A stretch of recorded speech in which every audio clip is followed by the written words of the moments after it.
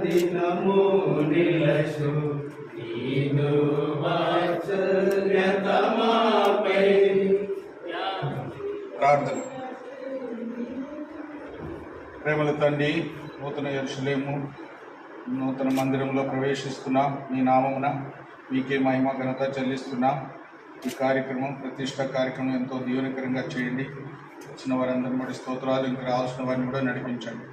యేసు ప్రభు నామంలో స్తుతించి ప్రార్థిస్తున్నాం తండ్రి. నూతనముగా దినము నిలచు నీదు వాత్సల్యతమా